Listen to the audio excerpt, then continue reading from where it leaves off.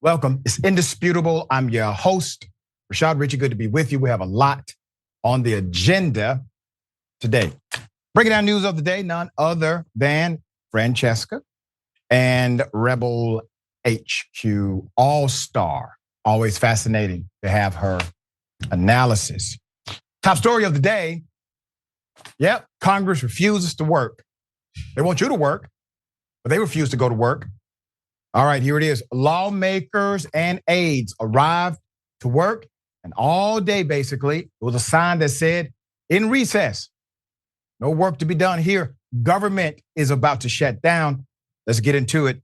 The House calendar, it was a calendar that remained officially stuck on October 3rd, Tuesday, the date when House Speaker Kevin McCarthy was ousted and left the chamber without adjourning. The interim speaker eventually managed to adjourn the chamber at 3:25 p.m. on Wednesday, but the day of inaction still spoke volumes. So without an elected speaker, the House is struggling to figure out what to do in these last days or these final days to the next government shutdown showdown, right? So a fill-in Republican, Patrick McHenry of North Carolina, can perform tasks like providing a recess, adjourning the chamber, recognizing speaker nominations. But the House of Representatives is basically frozen. Representative Garrett Graves, a Louisiana Republican, told reporters, we are not able to actually advance legislation. We can't even refer bills to committees. The situation is unprecedented, though, and many are still working to understand the exact limitations of the role. In other words, we don't know what to do. We need a leader. We cannot do things on our own. We're only mere Congress people. Here's the thing. The reality is, when we keep saying, well, the government is going to shut down. No. The government is actually going to continue to operate unless Congress shuts it down. You see, when the government shuts down, it's not some automated process. It's actually because Congress failed to do their constitutionally mandated job. It's like when you don't perform at work, that's you not doing the job. The work didn't just stop working or being available for the implementation and execution of your leadership. So here we are. The United States Congress is about to shut down the government again. Also up for debate is how forcefully House Republicans might continue their impeachment inquiry against President Joe Biden without an elected speaker to back up the subpoenas they want to issue. Aides speculated the committees could technically continue to pursue business with a legislative purpose, but there is no real precedent that applies. Once again, the interim guy, he was more concerned about telling Nancy Pelosi to get out the office than he was concerned about how to figure out a navigational protocol, given the fact we've never done this to a speaker in the middle of their term. Don't worry about that. Nancy Pelosi, pack your stuff, get out the office you were in by way of courtesy of McCarthy. Insane. You don't actually have an organized House right now. And if I were the White House in this situation all day long, I would completely ignore it and say, you don't have the enforcement authority.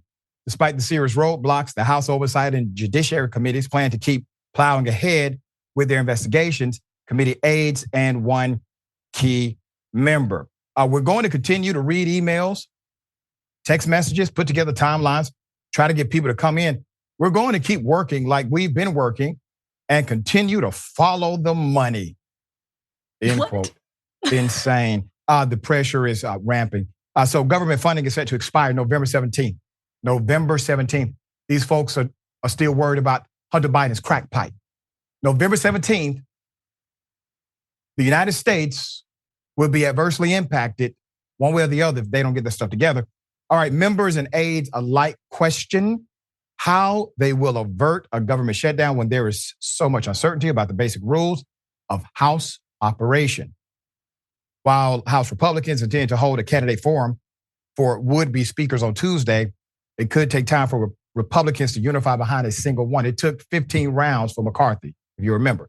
House Judiciary Chairman Jim Jordan of Ohio and House Minority Leader of Louisiana have announced that they are running for the top job. It's going to be interesting, but it's still unclear how they can get, House Majority Leader, how they can get 218 votes needed to win the gavel. It would be amazing if you all actually were leaders. That means that protocol could be established, votes could be taken, things could get done. But you're concerned about pleasing Donald Trump. And by the way, Sean Hannity has now floated the idea that Trump will be recruited to, be speaker to help the Republicans temporarily. I want to remind everyone that when you speak at the well in the United States Congress, you are immune from civil penalty. You can lie, say whatever you choose to say. That may be a workaround for the gag orders on Donald Trump presently. All right, thoughts? I like that theory. That's very interesting. That being said, like Jim Jordan is still a person. He still wants this job. It's just so funny that Jim Jordan is being asked about Donald Trump on Sean Hannity, and he's like, yeah, maybe, but what about me? Right.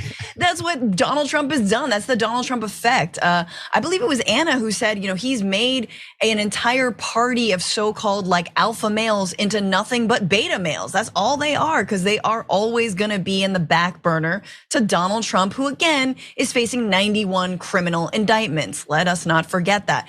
But this is incredible. I love that it's like a Roomba that got stuck in a corner, and they're like, I don't know how to turn off. It's just like the government's like, you have to adjourn me in order for me to stop doing anything. And I think, as you pointed out, look, they were already on track to shut down the government. And then they did it anyway through taking away a speaker, which has never been done in the history of the United States Congress. And now everyone doesn't know what to do. And the worst part about it is what we're talking about, which is who is going to succeed Kevin McCarthy. And the reason is, the real reason we should be concerned is because Republicans are not on the same page with what they want. Kevin McCarthy gave them everything, gave them all the appointments that they wanted to all the committees. He kicked off Democrats to the same committees for no other reason than they were Democrats. And now what? He gave them an impeachment inquiry, unilateral impeachment inquiry into Joe Biden, and they're still not satisfied. So what? So what do they just want to go dark forever? I mean, I'm thankful that the federal government workers right now, whether it's parks, whether it's people on the Hill, cafeteria workers, I'm glad they're getting a paycheck, and I hope they continue to, and I hope that this sorts itself out by November, but we shall see. Yeah, updates to come for sure.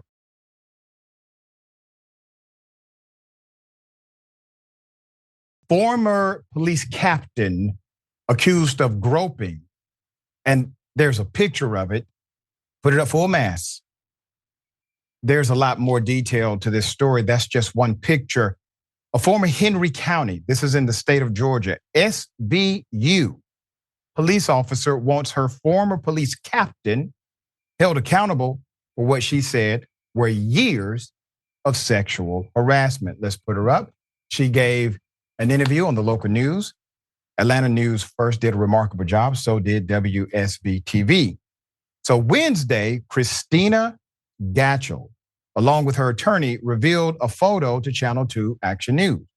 The photo showed now retired Henry County Police Chief Norman Woody Fowler with his hand on her rear end. Now, I want to remind everybody, she's Special Victims Unit detective. That's what he's doing to her in a picture. And it is evident that he's aware someone is snapping a photo, okay? Mm-hmm. All right, the photo showed the now retired captain doing that. Ms. Gatchell said she was groped by Fowler during his retirement party in 2021. Quote, she says, I'm fighting to hold the police captain who sexually battered me, both criminally and civilly responsible. There happened to be a photographer who knew what Fowler had a reputation for and took the picture. That's according to the attorney, Constance Cooper. Cooper said it was clear her client was uncomfortable in the photo. She's trying to avoid physical contact during the hug, Cooper explained. Channel 2's Audrey Washington posed the question to Cooper, what kind of relationship, if any, Gatchel had with Fowler? Quote, they had a professional relationship, just a professional relationship. Yeah, that's it. Gatchel said she is one of 8 women, 8, who reported sexual harassment by Fowler. Wednesday, Washington went to the last address listed for Fowler. She learned Fowler had since moved out of town. Washington also called and emailed Henry County Police about the photo and accusations. She did not hear back. Gatchel said she reported Fowler, but was told the Henry County Solicitor's Office would not pursue charges. Quote, Officer Gatchel nonetheless moved forward, and Captain Fowler was allowed to enter an Alford guilty plea to misdemeanor sexual battery, Cooper explained. So this Alford plea means the guilty plea is not an admission of guilt by the cop that is binding on a civil action. Gatchel says she plans to move forward with the civil case. Everyone who protects and serves, man or woman, deserves to be protected and to serve on equal footing. The lawsuit also alleges the chief of police and human resources, the director, they failed to act when Officer Gatchel notified them of what was happening to her. Now remember, according to the lawsuit, you got 8 other victims here. And likely the reason why the attorney noted the 8 other victims is because, at least present, they are willing to be Jane Doe or Jane Does in this complaint, providing information that is what's called evidence of pattern behavior. The pattern behavior can be introduced in certain elements of the trial. We shall see. Right now, you can't find the guy. But here's the dynamic of the industry we're talking about. This lady literally dedicated her life to getting rid of people like him, putting them in jail, prosecuting them. He probably did not like her brand of policing.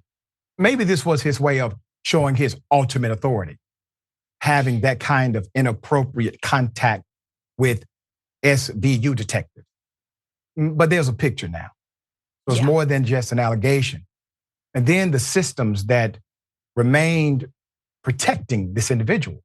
Complaints were filed. Multiple women said he was doing this. They were well aware, according to the report. All right, thoughts? I mean, 2 thoughts really. If this is the way that people in this police department are being treated, then how can we expect them to treat rape victims or sexual assault victims with respect themselves and take their cases seriously? We know the history of untested rape kits. We know the disbelief, obviously, when it comes to victims going forward. If the buck stops with this guy, who is himself, an alleged sexual assaulter. And the second thing I will say is, look, this is why we actually need more stringent oversight over 2 bodies, the police force and Congress and our politicians. Why? Because people who make and enforce laws often are the ones who skirt them, because they know they are literally the ones implementing the law. And so they see themselves as being above it. It does not apply to them. It applies to, the lowly sexual assaulter, not the sexual assaulter with a badge, with a title. Sexual assaulter with a title and a badge, they get exempt from actually having to obey the same laws that they are supposed to come down and use on others. So again, can we understand this is why we actually need far more reform, far more oversight, far more of the things that we have seen in the past, but suddenly we're sort of rolling back on. Yep, very well said.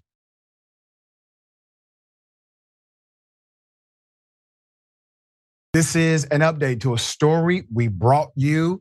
An illegal precinct, cops in Baton Rouge taking individuals into a warehouse, torturing them, sexually humiliating them, threatening them with weapons. Put up the picture full mask. Now we have multiple lawsuits, multiple allegations, not just one. In an update, a set of lawsuits now have been filed against the Baton Rouge Police Department, some of its officers, and the city. These lawsuits reveal shocking allegations of physical abuse, torture, sexual humiliation by police officers against Black individuals in custody. Keep that picture up. You're looking at an illegal police precinct. It was not on the books. They took individuals there, tortured them, and many times just let them go. Well, one person decided to file a lawsuit detailing location, officers, tactics, and it blew the case wide open. Both complaints provide details of heinous abuse within a location referred to as the Brave Cave. That's what they called it, which is described as a torture warehouse or black site. It was where certain cops took detainees, cut off their communication with the outside world, denied them of their legal counsel, and then subjected them to physical beatings. Now remember, your right to legal counsel is absolute, okay? It's constitutional. The officers named in these suits include former officer Troy Lawrence Jr., Matthew Wallace, Joseph Carboni. Brown's suit also mentions an unnamed female officer, and it also mentions the police chief. Now, there's a narrative with the police chief. Now, he is being sued, obviously, in his official capacity. But the police chief is the one who has been firing these corrupt cops, putting them under investigation. But the city council has tried to obstruct his justice against bad cops. And it got so heavy for the chief that he decided to break protocol and address council. We brought this to you. Let me remind you, here it is. 14 police officers were terminated. 1, 2, 3, 4, 5, 6, 7, 8 resigned under investigation. And then there's appeals. And you know what you do? You strip my funding.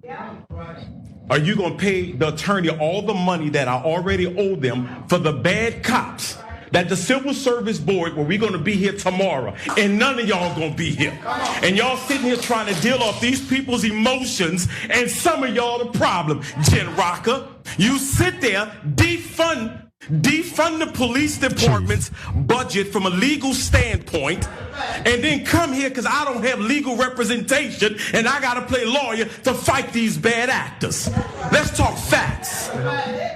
Let's talk facts. And then what you do? Then you go and you appoint people to the Civil Service Board that have direct ties to the union. There are 5 people on the Civil Service Board. What's wrong with good law-abiding citizens? You putting people on the Civil Service Board with direct to the ties to the union and wonder why they reverse the decisions that I make. I've been quiet, but I'm not gonna be quiet no more. Where were you when they called my kids gangbangers? Where were you? You know about the pictures when they called my black boys gangbangers and I prayed for them. When the former chiefs of police sit down and share pictures of me and my girlfriend and I prayed for them. Where were you, Mocha? When they went to Texas, to the camp, and called me because I was trying to bring reform in this police department. Where were you then, speaking up for them? Don't sit here and play like you don't know about this group of body that's trying to force the mayor to sit there and fire me for lies and say I only discipline white folks, which is a lie. Don't pretend like you don't know that. Don't pretend like you don't know that.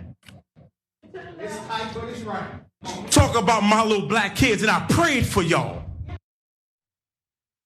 Put up the members of council he was referring to at the time. These are the council members in question. Naturally, all of them obviously are not against him. If so, he would not have a job right now. But enough of them have been able to consolidate their power, defund his budget so that when he's personally sued, he has no remedy. They also decided to appoint their friends to the Civil Service Review Board. their friends who are affiliated with the police union. They only have 5 members on this board. So they're stacking the deck so that this review board can rule against them. Understand the game that they're playing with him. So he decided to do exactly what you just saw. I applaud that amazing police officer. In Jeremy Lee's case, I want to remind you how gruesome it was. He recounts how officers, Lawrence and Wallace, apprehended him without probable cause in January, brought him to the illegal precinct, the warehouse, and then subjected him to severe beating, resulting in injuries that required hospital treatment. While in custody, all the officers involved turned off their body-worn cameras. They proceeded to handcuff Lee, forced him to the ground, and then engaged in humiliating him, removing his pants to act as if they're searching him. Both officers verbally abused Lee during this ordeal. When Lee posed the question, why was he being detained? Officer Wallace responded, "Because I said so," end quote. After the unnecessary and illegal strip search, Lee was taken to the Brave Cave where he was subjected to the physical abuse. Footage from the body camera shows officers restraining Lee on a paved street. And during their search, pulling down his pants,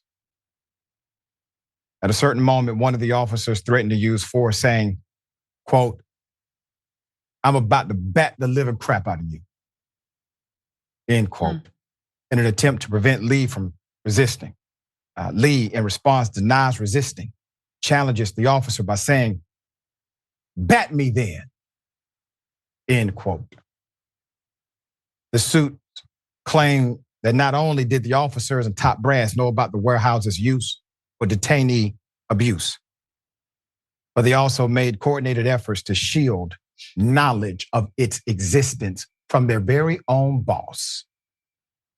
One day, after the news of the Brave Cave became public, the Baton Rouge mayor shut the facility down, and Lawrence resigned that same day. The FBI has now opened up a civil rights investigation to examine whether members of the police department abused their authority. Now, you can't say people care about the Constitution when they are willingly violating the very basic tenets of that structure. All of these things are more than office violation. This is kidnapping. This is torture. This is terror. This is the KKK. This is what they would do. In 2006, a report came out from the Department of Justice, and it said one of the greatest domestic threats right now in America, white supremacists becoming members of law enforcement. Not many people paid attention to that report. I think we are now paying attention to that report. Francesca, thoughts? I mean, this is a wild case, right? And I think the most interesting part about this, sadly, the idea that a police department has a black site, the way that the United States military had has black sites to torture supposed terrorist suspects. Somehow that is the least surprising part of this story. I know, isn't that wild? But hey, we live in the United States of America, and we have seen the body cam footage when it is on, right? And we understand that beating people is nothing new. It is awful, and I'm so glad that these lawsuits are going forward. And my heart goes out to their families and these victims. It does not matter what the crime they are accused of. No one should be treated like that. But this police chief calling out the city council like that and openly saying, look, I understand that the buck does stop with me. However, and I'm not clear, it seems like he was not aware of these black sites or that this was happening, and saying that I'm the fall guy effectively, and you're leaving me without any budget to actually fight this, and then appointing the union. I mean, he's calling out the union. He's doing what police officers are told never to do, right? Which is, like the thin blue line, right? Of the code, what is it? The code of conduct, the blue code or whatever the code is. Doc, help me out. It's basically where, you do not call out any of your fellow officers no matter what they've done. And here's this chief doing the exact opposite, finally doing the right thing. I was trying to read into it, like, is he, what is he doing here? Is this bad faith? Like, how does this work? But no, it seems like you're exactly right. They're trying to make him and only him the fall guy for a broader problem and just kind of wrap this thing up and forget it ever happened. Yep. And I hope that neither these victims and plaintiffs nor the police chief let them do that. It's so interesting because some progressives in Louisiana alerted me to this police chief and said they support that police chief because he's on the up and up. Right. And he has been fighting behind the scenes, right? He never came public like that before, but he was so effective in his leadership that progressives were supporting the man. And it was a progressive that tagged me on social media and said, Doc, this is the guy I was telling you about. Yes. And I heard that speech. Listen, and the phrase you were looking for is blue shield. Yeah. Obviously to him, the only shield that he's concerned about is the shield of right and wrong.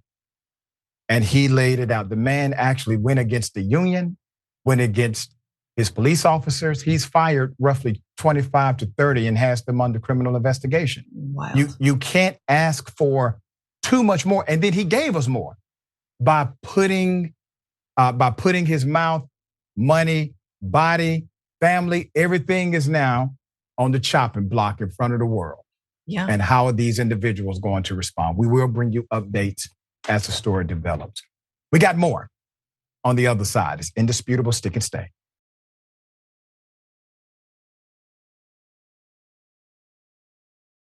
Welcome back. We got a lot of show left. Let me read a couple of comments, kind of pressed for time. Nadius Maximus, Fran and Dr. Richey. Oh, this is going to be good. Already good. It's already good. Thank you. That's right. Dystopian Dragon, thank you for that. GOP equals fear, hatred, greed, and cruelty. Cruelty is the point. Yep. Kron Hay, speak the truth. That's right. Librio, can't wait to see this police chief in the bullpen. We're working on it. Leave it. Ladies and gentlemen, I wish a Karen would. You want to call the police on them for having a barbecue on a Sunday. You're still free! Back off! I'm going to tell them there's an African-American man threatening my life. Wait, no. Get a water cup now! Get the fuck away now. Mother! I'm getting a water cup. I don't care what it is. I was ordering food. You can deal with it, motherfucker. How dare you? How the fuck dare you? How the fuck dare you?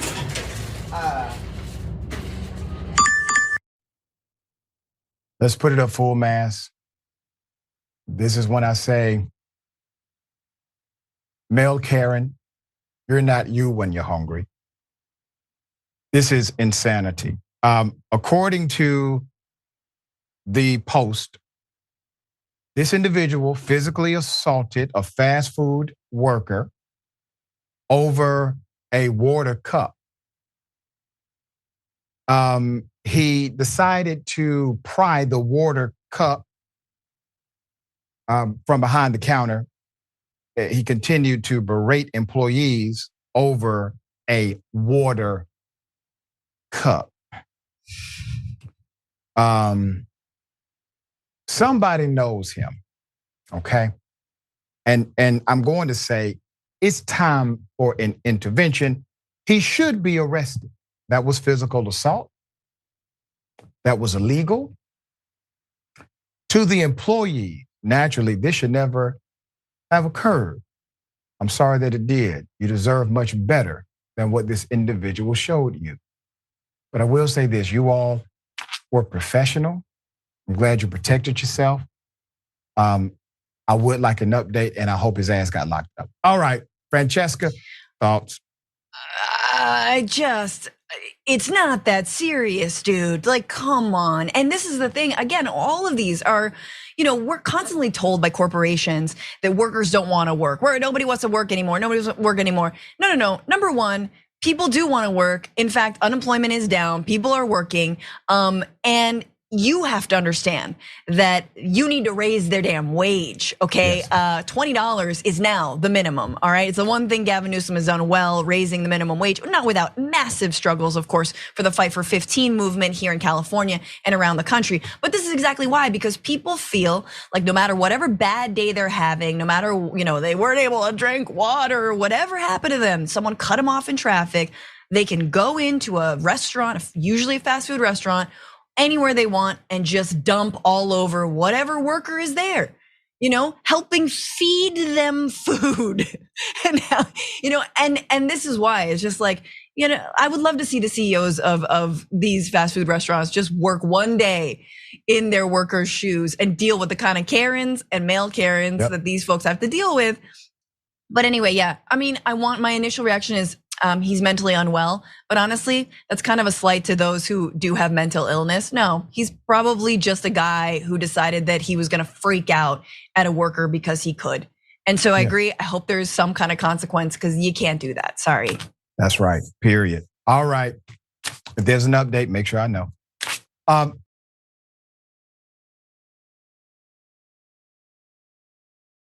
Major update, our dear brother. The mayor, all right, Mondale Robinson, exonerated. Let's remind everyone of the original story. Here it is. But what happened was my baby sister called me, my youngest sister called me and told me that the FBI agents were at my mother's house where she's staying right now. And I was like, great, they're investigating this racist leaflet. She's like, no, they're investigating you and I for throwing these leaflets. And I'm like, you gotta be kidding me. So I make her put me on speakerphone so I can hear what's going on and also interact with the agents. And that's when it got extremely interesting to me. And also I saw what was at play right now. These are the same organization that was investigating me for tearing down the statue. And they were loud about that investigation. But when they dropped those charges, they didn't say anything to any of the media sources that they had previously spoken to, which is why some people thought that this topic that you was covering a couple of days ago, Doc, was an old topic, when in actuality, this is brand new. This is them now investigating me for throwing racist leaflets when we know this is not the case at all. And also the Loyal White Knights has a long history of behaving like this throughout the state. Not only did they not contact me about who could have done this or follow up on the Loyal White Knights, who, like I said, has already behaved in this manner for the past decade or more throughout our state. They also haven't been to my office to pick up the evidence that I told them about a year ago when they were investigating me about the monument, the death threats, the racist emails, and also letters. They're still sitting on my desk. Not only that, they didn't even have a clue that the sheriff, the county sheriff, Halifax County Sheriff, had collected about 50 of these leaflets from people's yard the day that it happened. And I know that to be true because when I asked them in my mother's living room, have you all fingerprinted or investigated the leaflets? And he was like, oh, I got a picture of it, is what Officer or Agent Richey said. And I said, a picture? Why haven't you picked up any? He was like, well, there's no need for us to go to people's house and try to pick them up. It's a year later and that evidence will be contaminated. I said, people's house contaminated. The sheriff came that day and picked up 50 of them. All right, so put up his picture full mass. I want to explain a couple of things here. When he was first elected mayor, okay? This was during the big debate about racist statues. As state governments, they were passing all of these laws about you cannot do anything to them that is protected property. So when he got elected mayor, he couldn't get anyone from the state to do the right thing by removing these symbols of racism. So what did he do? Well, the good mayor of Enfield, North Carolina, got a hammer and tried to tear it down. Well, the hammer didn't work. We're talking about old school, real racist material here. So he got a bulldozer. And he had friend out to bulldoze it down, put it on live. And he was then under criminal investigation by his own chief of police that ended up being a state investigation. And in the midst of this, the local KK Clown chapter decided to put in their voicemail his name and make him enemy number one. And then leaflets, flyers, racist leaflets appeared. And he came on this show, came right here. And he said, it's been a year plus, no movement, no investigation. We don't know what's going on. And then days after that, days after he said that, his sister calls him. She says, brother, the SBI, that's your state investigative authority, they're at the house. He says, good, because he thinks they are there because the investigation is moving forward. She says, no. They're here to investigate us. And so now he's under investigation again, according to their theory, at least at the time. They said he put the leaflets out, okay? Now, this is what has changed. Here it is. Yes, is this Mayor Robinson? Yeah, you can just call me Mondale or William, man. Okay, Mr. Mondale Robinson, this is Scott Fairclough. How are you? I'm good, how are you? I spoke to my sister a few minutes ago. She said I needed to call you because you had something you wanted to tell me. I have called her just a few minutes ago. I've got her polygraph scheduled for September the 19th, 2023 at 10 a.m. I am going to do that polygraph in Greenville at our district office in Greenville, which is Boulevard in Greenville. At this time, I'm not going to polygraph you at this time, Mr. Mondale. Okay, and is there a reason? Because I don't want people saying crazy stuff about me. It's already people. Go ahead. I do not need to polygraph you at this time, sir. And is there a reason? No, there's not. I just do not need to interview. I do not need to polygraph you at this time. So are you guys not focusing on me anymore? I have asked Miss would she be willing to take one, and she said that she would be willing to take one. The purpose of me calling her was to inform her not to come to Raleigh, but that I had spoken with the polygraph examiner, and I was going to do it in Greenville, and I would not be polygraphing you at this time. All right. All right? Yep. You have a good day, sir. Yep. All right. Bye. Talk to you later. Yeah. So according to the mayor, his sister eventually did take the polygraph and she passed it. He claims he was told they no longer had interest in talking to him regards to the investigation. And he assumes that after passing her polygraph, that they no longer have interest in talking to her further as well. The letter that was left in the yards of many residents under his jurisdiction is this one. It says, white people of Enfield, you have let an N-word tyrant stomp on your heritage. What will you do? Don't let them get away with anything. Signed, Loyal White Knights. That's the largest section of the KKK. Did you polygraph the Grand Wizard, sir? No, I'm asking, did you? Oh, let me help you out. When you all meet on Monday evening, 7 p.m., did you ask them, are you willing to take a polygraph? Put them up full mass. This is your SBI director, State Investigative Authority, Bob Shamir, whose agent, Scott Fairclough, was questioned by Mayor Robinson as to why they were investigating him and his family.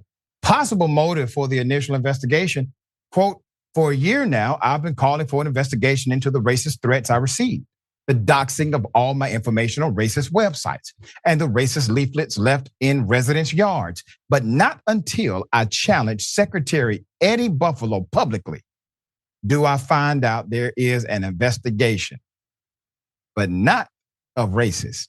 Instead, they were investigating me, end quote.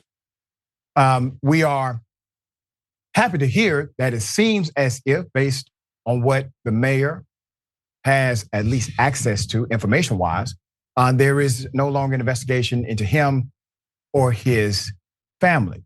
It would be, well, an act of courtesy for the authorities that be to provide some level of commentary, a statement, something that says, hey, we effed up.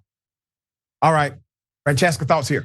I mean, this is just wild. This is a mayor, and this is how he's being treated as if he were the criminal here.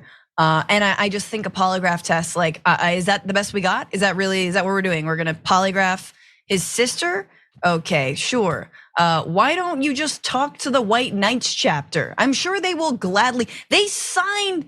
How you gonna investigate the mayor when the people who put out the leaflet signed the leaflet with their names? I mean, and this is again, all we are seeing when it comes to the legacies of white supremacy. This is the same stuff that the South has been dealing with for, since this country was founded.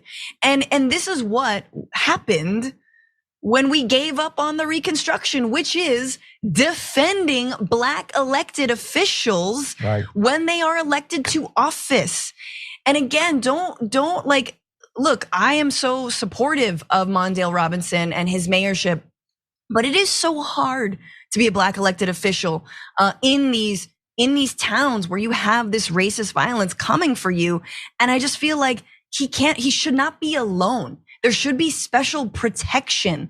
But again, if he was a white mayor who liked Confederate statues, imagine how different he would be treated.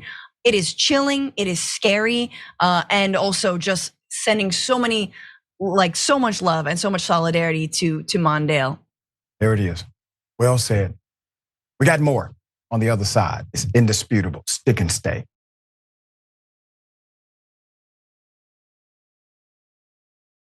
Flint city councilwoman called a monkey by this guy. Now, according to multiple members of council that spoke with me directly, he has not apologized. He has not offered comment on record. Here it is. I'm not, it is what it is. But unless we address the monkey in the room, in the negative things that you bring to Cherry, and unless we address that, we are not going to move forward. Plain and simple. The elephant, sir.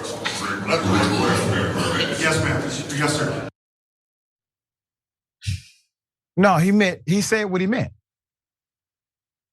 Put his picture up again. Okay. What you just heard was a snippet from a Flint, Michigan city council meeting.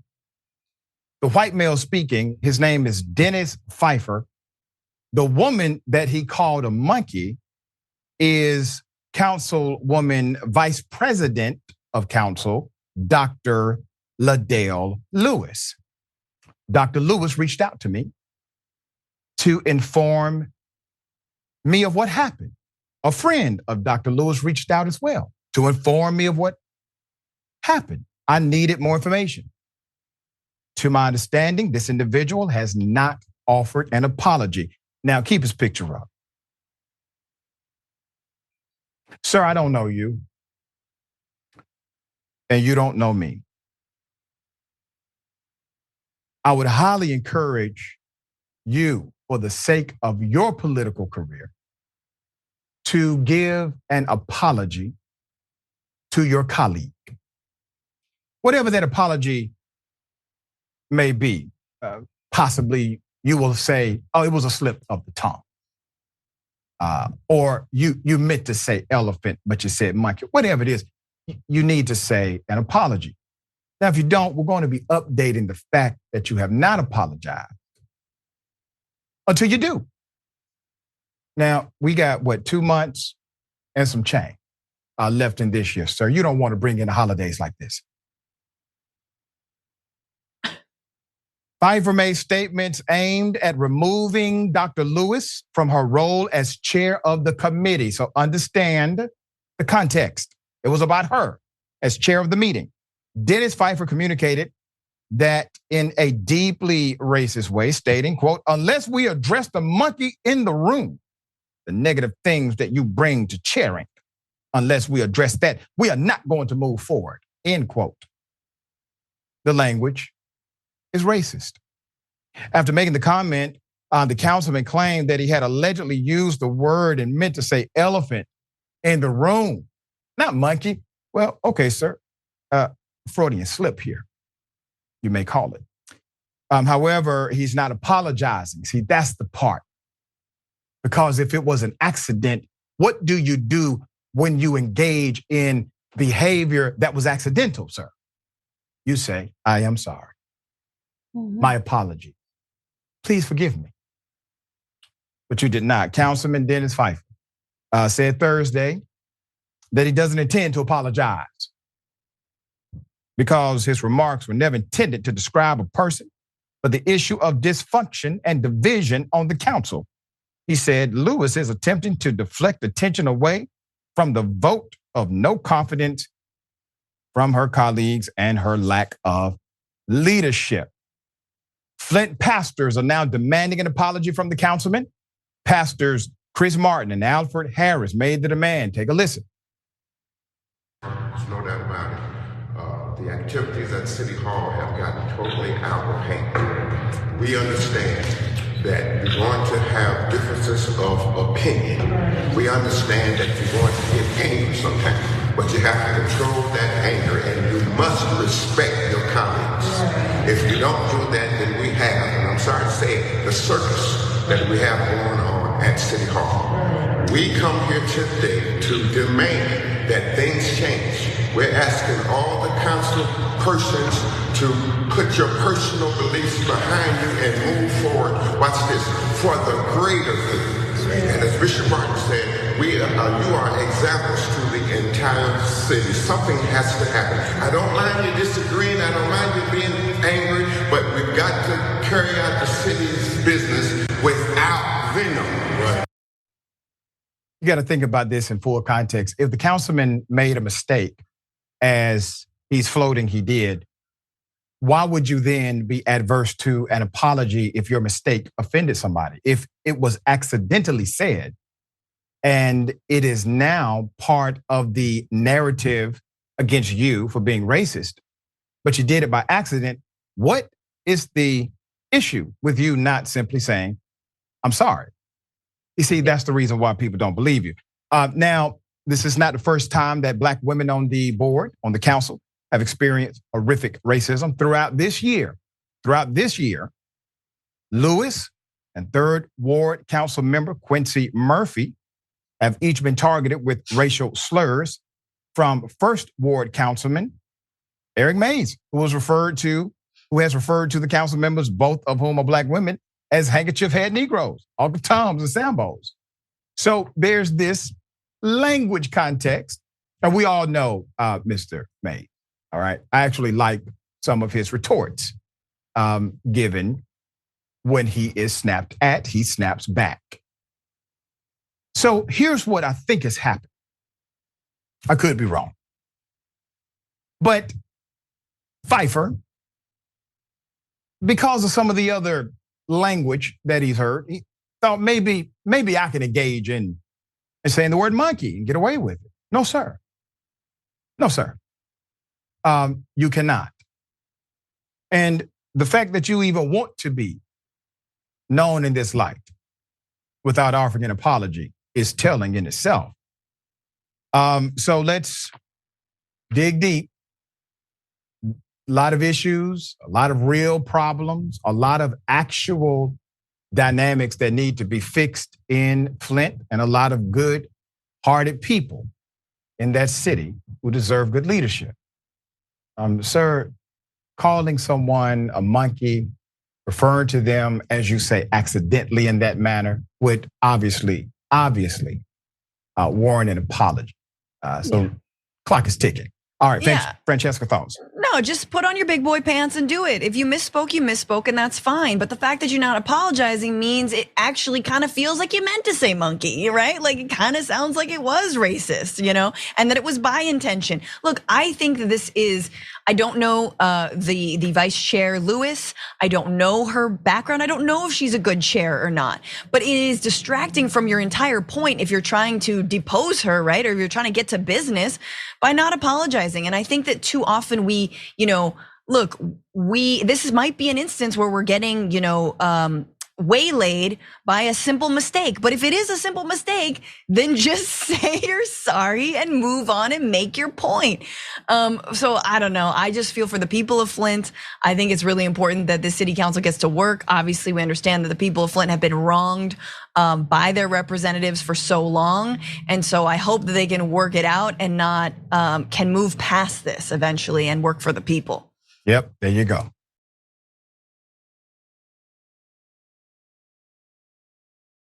Hell of a story. A man shot point blank by the police while exiting a building. Here it is. All right.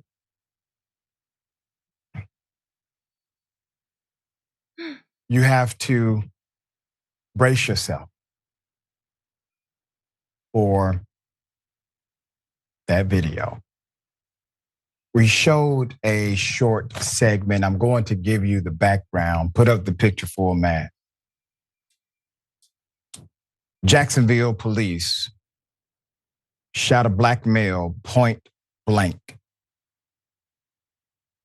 Michael Hughes. The man's name was Michael Hughes. The incident happened back in March of 2021. It occurred at the Quality Inn in Youngerman Circle. Hughes was shot and killed by a cop named J.H. Wing, W-I-N-G. According to News 4 Jacksonville, Officer Blanchard comes out of the hotel room and into the outdoor hallway, followed by Mr. Hughes. It should be noted that at this moment, investigators said Hughes had already been shot twice in the hotel room. Investigators said Hughes had been shot twice. According to the Jacksonville Sheriff's Office, Hughes fought with J.H. Wing, the officer, inside of the hotel room, got his taser away from him and tasered the officer, according to their narrative, which led Mr. Wing, led to Wing being shot, okay? That's what it says. Led to Officer Wing being shot. The video outside shows Blanchard backing up, gun drawn. Wing is the last to come into view, and he has his gun drawn. There appears to be some slight contact between Hughes and Blanchard. And as Blanchard steps to his left, Hughes faces Wing from about 6 feet. He appears to take one step toward Wing, and that's when Officer Wing fires and Hughes falls to the ground. Okay?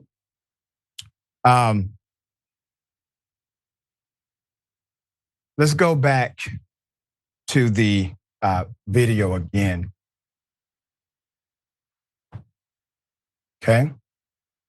I want you to see it with the benefit of narrative that you just heard. Now, what is the rule? Well, the law is the individual has to be a current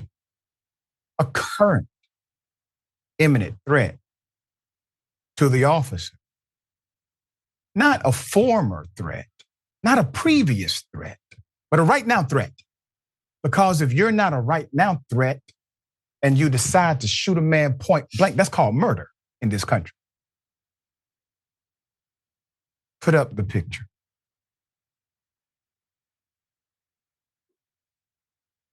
Attorney Harry Daniels actually brought this story to my attention. Great civil rights lawyer and dear friend.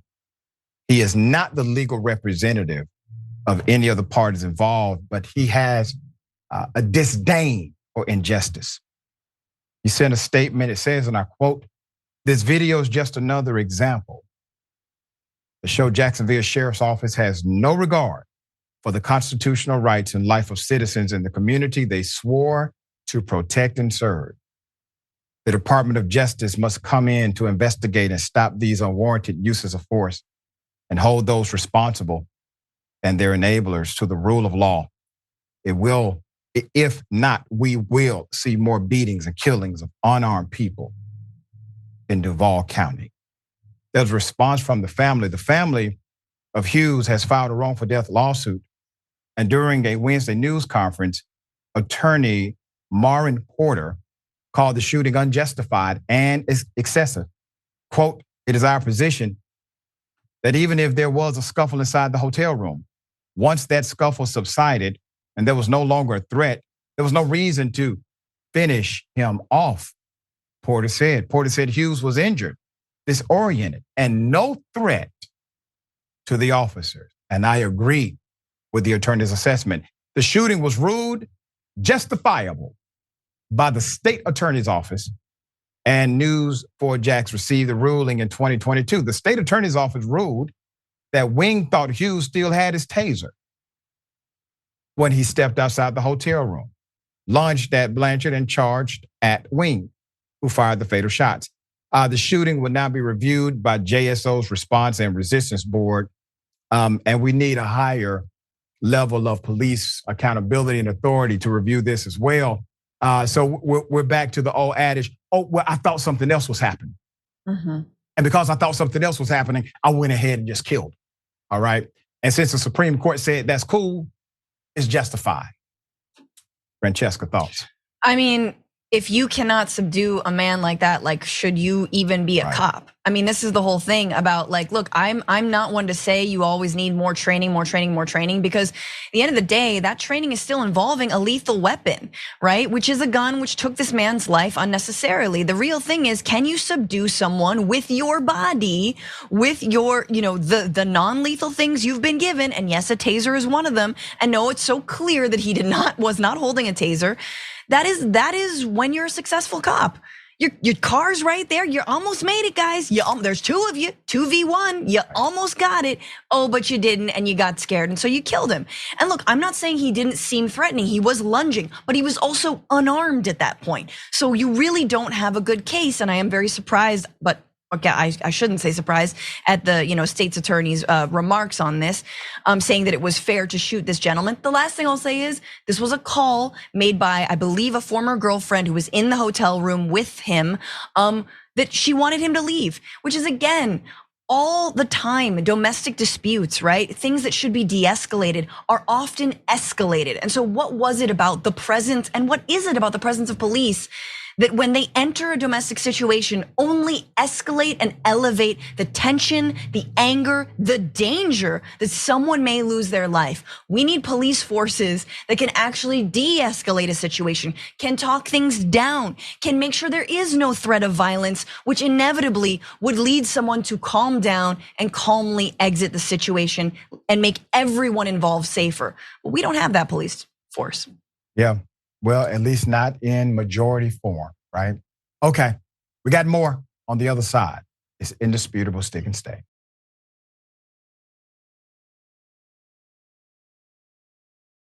Well, remember the brutal arrest of Mr. Lakeem Woods? Well, come to find out, the cop who beat him has a significant and troubled passed. Let me remind you, take it to the video. Here it is.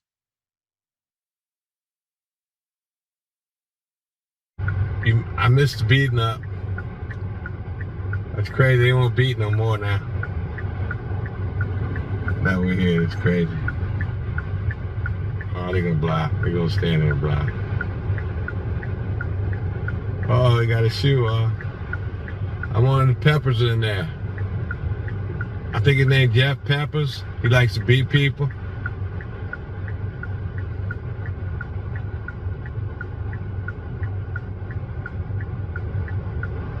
Let's see if he's bleeding. I can't get no closer. I can't get no more on him. That's it. He beat up. Can't get up. Oh my God. That's what happens. I got the stick in my way. Right?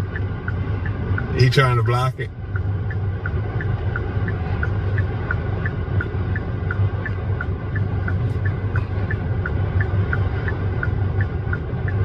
You got his face, Raven? Mm-hmm. Broad daylight. Broad daylight. Put up the picture full mass. Let me give you the background to one of the officers. Detective Joshua Garriga has been pointed out by Wood's attorney as the officer responsible for the death of another individual, a young black person named Jamie Johnson. Seeing how they treated Woods, it's no surprise that one or all have a history of beating black bodies. Not only has Garriga been connected to Johnson's case, which turned fatal, but amidst memorials for his death, the cops' race-related texts to co-workers show a terrible lack of regard for human life. Mm-hmm. Some backstory behind the shooting. The shooting occurred after this officer and Officer K. Graham pulled Jamie Johnson's car over at about 5:15 p.m. for a seat belt violation. Chief Jackson Short states in a critical incident review video that shows officer body cam footage of the traffic stop, shooting, and evidence photos. Garriga smelled the odor of marijuana. According to him, it said Johnson was acting very nervous, Short said. Johnson said he had been smoking hemp. The officer posed the question to the driver, get out of the vehicle, and he complied. Chief T.K. Waters said at the scene that night, Johnson having complied perfectly up to this point, okay?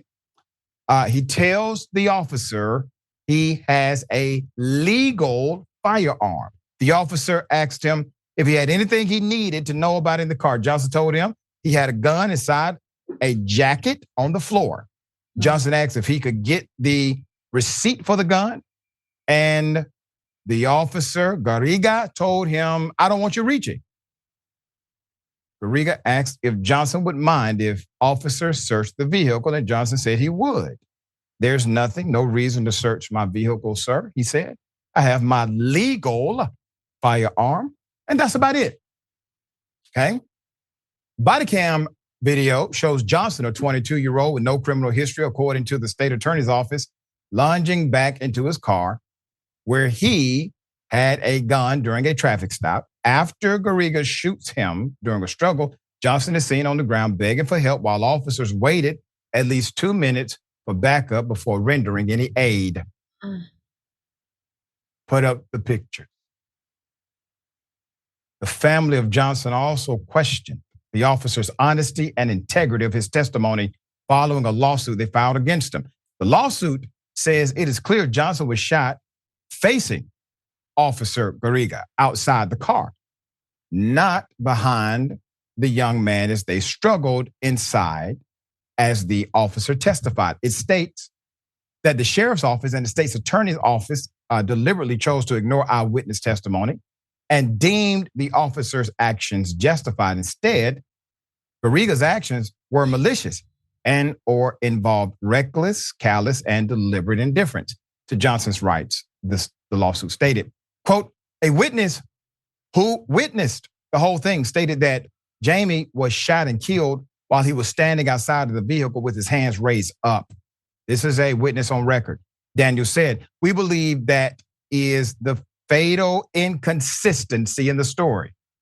To rely on all testimony upon Garriga in regards to Jamie Johnson reaching for a gun at the time he shot him, if it is a justified shooting, why lie? Why lie if it's justified? Following his death, protests and memorials demanded body cam footage and justice. That's where we come to the text messages among co-workers. According to First Coast News, the initial message in the gang unit group, this is a group chat, comes from Sergeant Doug Howell, who shares a news article about an NFL ceremony honoring the FAMU student. Howell accompanies the link with an emoji showing closed eyes and a flat mouth. Garriga reacts with a facepalm emoji and questions the recognition, asking, why are they honoring that clown? Talking about the man that he killed, okay?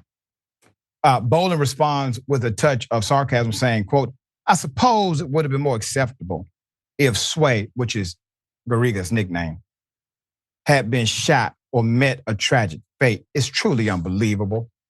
Bolin replies, if Sway would have been shot or drugged to death, I guess that would have been better. Unreal. They are so far outside of reality, Howell writes. Ignorance in its purest form goes to show no matter how wrong they are, they still will be recognized just because they are black. Garriga responds, adding an okay emoji. All officers involved are still on the street where they belong, according to Sheriff T.K. Waters, who is also being accused of cover-up. It's a damn shame. If the sentiment of the officer is simply offered as proof that this individual may lack the, let's just say, discipline needed to be fair, that's enough. But no, not according to the authorities that be. All right, Francesca, thoughts?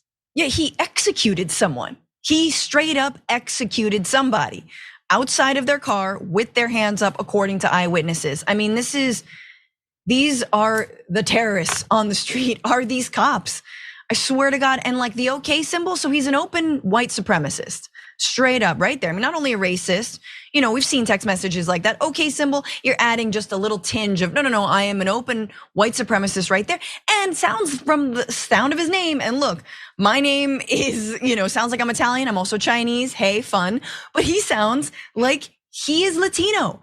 And I think this is really important to remember that like white supremacy is not about the color of your skin. It is an ideology that has to do actually with the color of the person of black American skin. It is an anti-black ideology that anyone sadly can participate in, okay? It is a structure, it is a system, and it is rife throughout our police forces around this country. You got to think about the top cop, supposedly, right? You got to think about Ron DeSantis in Florida. Crime is down in Florida. Yeah, it's up in your police force. That's right, exactly. And that's crime too.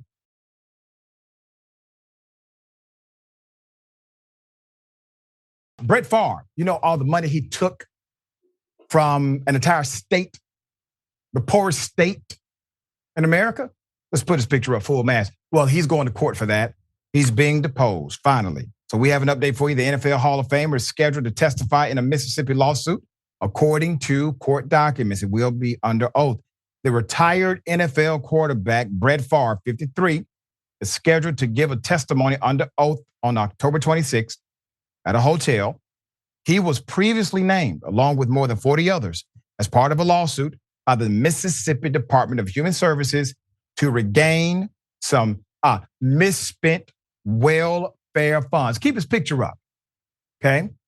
You're looking at Brett Favre, the welfare queen. This man took millions, okay? Not just him, but a few other people that are seemingly rich. And then the back and forth text messages. Brett Favre literally says, is anybody going to find out about this? I'm paraphrasing, but that's basically what the man said. It's part of the record. Now, let me remind you of why this investigation even exists. The lawsuit was filed after an investigation from Mississippi's state auditor, Rashad White, found that approximately 77 million, did you hear what I just said? $77 million in temporary assistance for needy families, TANF funds, from 2016 to 2019 had not gone to families in need, but instead were used to fund projects by Brett Favre and several others per the outlets. Now, do I need to remind you they will prosecute a person on TANF for $300 for pennies? Okay, you'll get a criminal charge if they think there's some level of malfeasance. 77 million is what we're talking about here. There's more. Rashad White said he discovered that about 5 million of TANF funds were used to fund a volleyball arena at Brett's alma mater, the University of Southern Mississippi. That's where his daughter played volleyball. Approximately 1.7 million also went to developing a treatment drug for concussions, which was supported by the NFL Hall of Famer. Now, remember, it was him, that man, who said via text message about the money going to the university, hey, is anybody going to know that this is how it came? Sir, if this is all up and up, why are you concerned about that? It's also been claimed that he was given $1.1 million for motivational speeches that he never made. Damn, man. You could have at least tried to encourage somebody. If you're going to take everyone's money, at least try to make someone feel better. Sir, you're getting paid a cool $1.1 million.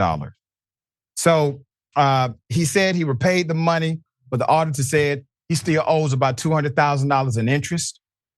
He has denied all wrongdoing in this case and said he did not know this was TANF money.